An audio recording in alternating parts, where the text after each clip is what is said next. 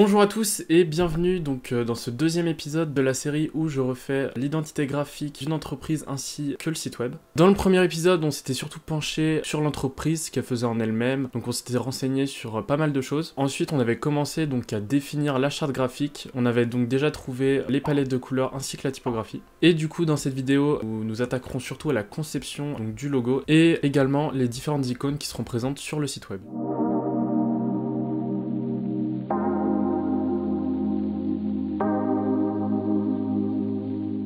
D'abord, avant de commencer, je vais vous expliquer un petit peu ce que représente le logo d'Elsa International. Donc, c'est un lion qui représente à la fois l'entreprise et qui est tiré aussi du film Le Loup de Wall Street, de l'entreprise Stratton Oakmont. Et c'est à peu près tout ce que le logo dégage. Alors, il y aura un gros boulot à ce niveau-là pour essayer que le logo représente un petit peu plus et un maximum l'entreprise.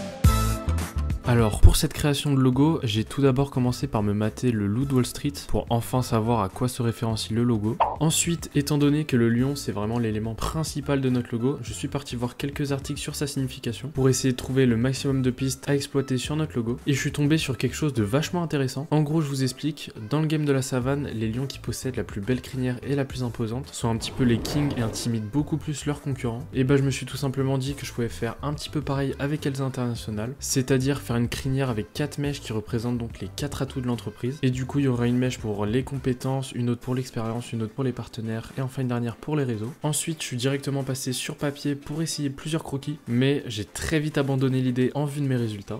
Et j'ai finalement opté pour m'inspirer d'une illustration de lion trouvée sur internet. Du coup, je me suis directement attaqué à la vectorisation de ce fameux lion. Suite à cela, contrairement à l'ancien logo et à celui de Stratton Oakmont, j'ai décidé de changer l'orientation du roi des animaux afin qu'il se tourne vers la droite, donc pour montrer que l'entreprise se tourne vers le futur et vers l'avenir. Enfin, après de nombreux essais, j'ai obtenu la version finale du logo, comme ceci, donc avec le globe en arrière du lion pour montrer la volonté d'expansion à l'international de l'entreprise. Et pour finir, le logo accompagné du nom et du slogan à côté avec Elsa, donc qui repose sur l'international. Et d'ailleurs, Elsa signifie aussi un terme marketing en anglais que j'ai oublié, donc si quelqu'un a la ref, n'hésitez pas à me le rappeler en com.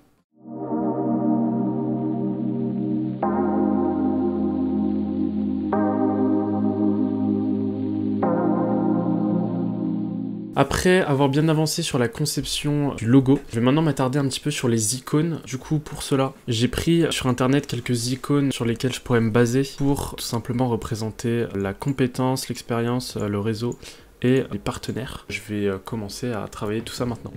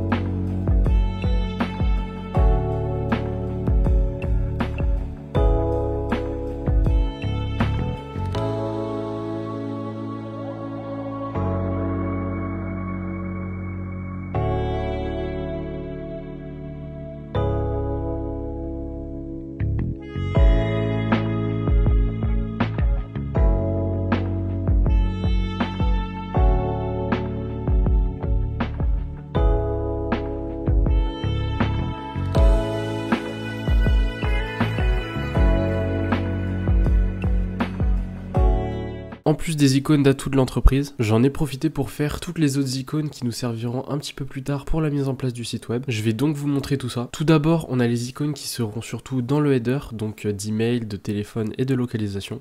Et ensuite, toutes les icônes qui représentent les termes suivants: Believe in people, Achievement, Leadership, Excellence, Keep innovating, Success et Entrepreneurship. Et enfin, j'ai qu'une seule chose à vous dire. Au revoir.